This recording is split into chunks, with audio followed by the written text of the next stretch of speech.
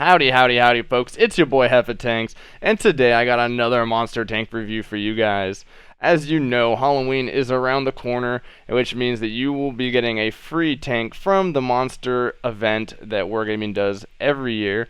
So with the all the videos that I have of all the monster tanks, you'll be able to make a nice informed decision on which tank to spend your hard-earned time on. And today we have the Dragon. The Dragon is a light tank with one very, very incredible power. And it's a power that is honestly underused. So the awakened power of the Dragon is that it teleports. Ahead of me you will see a big purple dragon, and you drive over the top of it and boom, you are automatically transported to a random location on the map. Now, this can get you into some very, very big trouble, like it just did to me right there. I could have been very unlucky and my game could have ended right then and there. But, you know what's great about this tank is that you can go through these portals. It will teleport you someplace random, but look at my health as soon as I go through this portal. Boom. I just got back a couple hundred hit points. Now that is huge alone. Put the portal running you into walls and throwing you random places around the map aside. The fact that you can slowly but surely get back all of your hit points by running through these portals is huge. Pretty much the way you want to play this tank is a run and gun, and you want to be traveling from portal to portal. Get your shots in and get out. Every time you go through a portal, it is very annoying though, because there's no telling on which direction or which place is going to put you on the map. You might be able to think that you're going to be able to predict it, and sometimes it does throw you in the same spot if you run through the same portal, but it does eventually switch it up on you. So it's really impossible to predict where you're going to pop out on this thing. But what is really cool about this tank is that the other people cannot use the portals.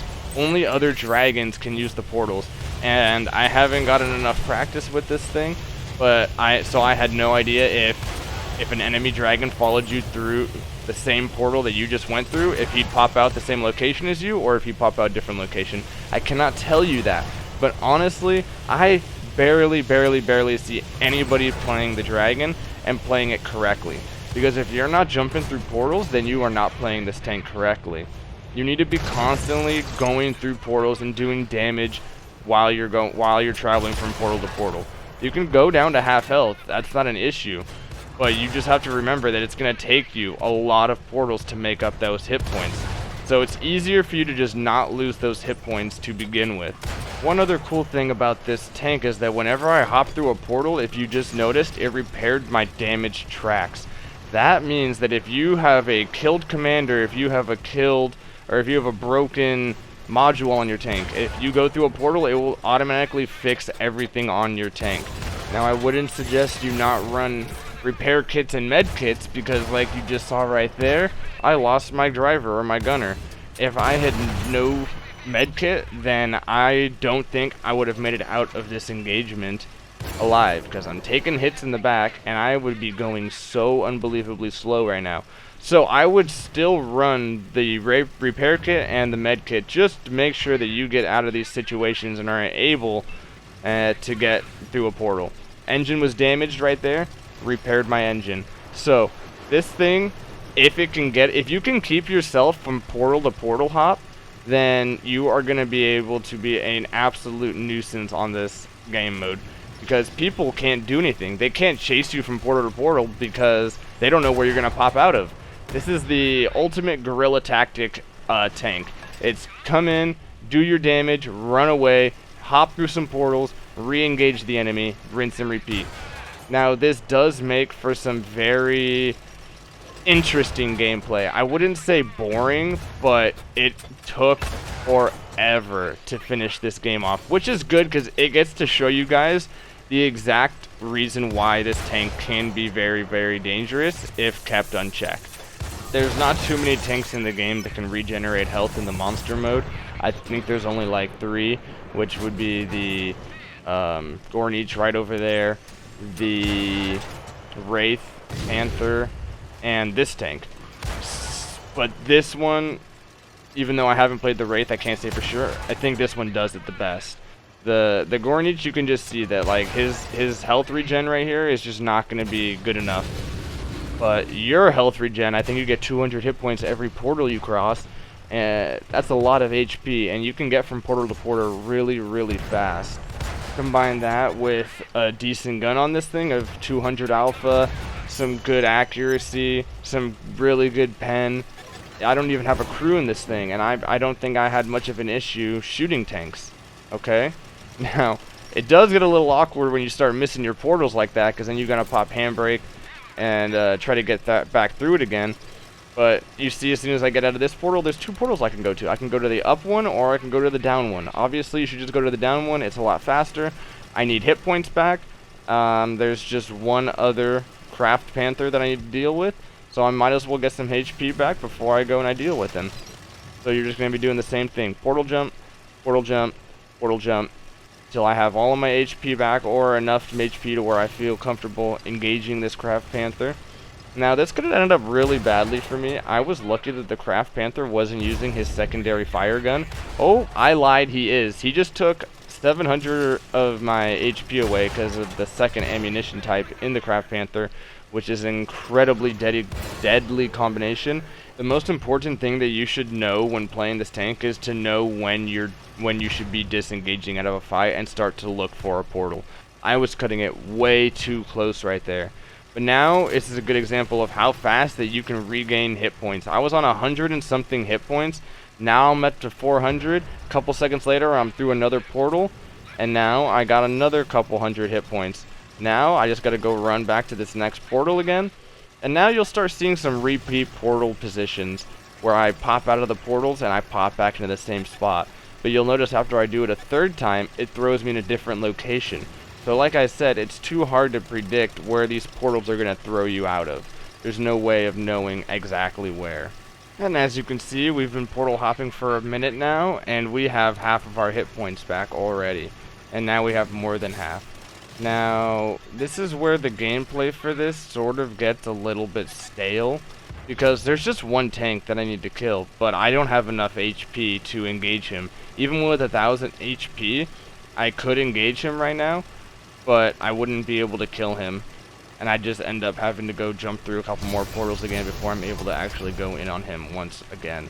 So that's sort of where this tank sort of gets a little boring, is that you can't just have continuous gameplay with it. In order for you to stay competitive, you're going to need to keep hopping portals to get HP back, because this thing doesn't have enough HP to be dealing with Craft Panthers or Kaijus or other of those guys like that. Honestly, though, this situation that I'm in right now is a perfect representation, because Craft Panthers more or less are the last tanks standing in the monster mode, just because either one, they've been hidden the entire game and haven't done a single shot of damage, or two, they've been farming your entire team the entire game and you don't know where they are. So these things are always around towards the end of games. Combine that with their ability to dish out a lot of damage in a very short amount of time with their two different alpha damaged guns, one doing 750 I think, and then the other one doing like 130. They're very, very dangerous tanks. And now you'll see right here, I have full health, which took me a long time to gather all of that health, and now I gotta go use it. Now the thing is with the Craft Panther is that you can't auto aim them. So there is a small skill cap with this tank, because if you cannot third-person aim your shots on the move, if you stop moving, you're done. You're such an easy target, and you should never stop moving in this tank. And you'll see right here that even when they're trying to third-person aim, there are so many other obstacles that you need to be careful for. If you hit any of these, you're done. You're toast. You're just giving the enemy an easier way of hitting you. Now look at that small engagement that we were in, and look at my HP. From full HP, and I am pretty much toast now. And to add on top of it, you don't know what the HP is of the Craft Panther. They don't have HP bars. So it's really hard to gauge how long you can stay in that situation and trade your health for his health. You can only do 100 or 200 damage to him. You do not have very good DPM in this tank. So you're forced to run away, regather your health through portals, and then come back and re-engage, which just makes this gameplay so long.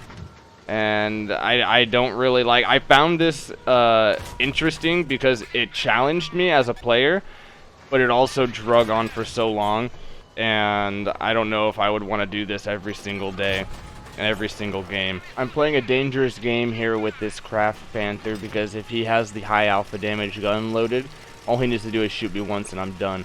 So I decide that I'm going to gain maximum HP so that I have enough HP to take another big hit from him, and then I will go in and try to finish this job again. Again, I have no idea how much HP he's on, and I only have 3 minutes on the cap circle and 5 minutes left on the game. So I've almost gone through an entire game session. So I now have 924 HP. I see him right there. He sees me come out of that portal, and he knows that he is toast, and I finally finish him off. But what an absolute carry. I hope you guys enjoyed the gameplay. It was very long, but it perfectly shows what you have to do in order to be competitive in this tank. Now, if you just portal hop and try to shoot some people as you're portal hopping through the entire game, you might have better results, or it might be quicker, but it just depends on your team. If your team's getting farmed, then none of the portal hopping in the world, I don't think, is going to save you from, doing a 1v4 or whatever. Moral of the story is, I personally wouldn't recommend this tank if you are, 1, inexperienced playing light tanks, and 2, not very good at hitting stuff on the move while simultaneously dodging all of these dead tanks and debris through this map. It's a challenging tank to play, but it does have a very cool awoken power. Like I said, it can portal hop, you can regain health, it'll repair your crew members, it'll repair your modules. All of that is A1 in my book. You just got to be able to know how to use it.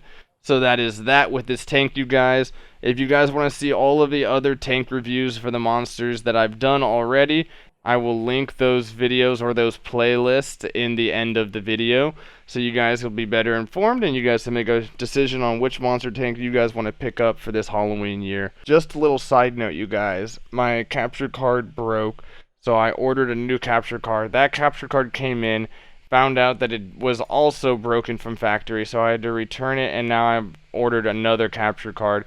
So I have a new capture card coming. I can't make any new videos until this capture card arrives, so I have all these Halloween reviews, which is good timing, so I'm not going to complain too much. So just bear with me for new content. Until then, you guys, do me a favor and react the like and subscribe button. Go and hit the bell in the top right. I'll let you know when I drop my next monster tank review, because it will be a monster tank review, and I cannot wait to see you guys in the next video.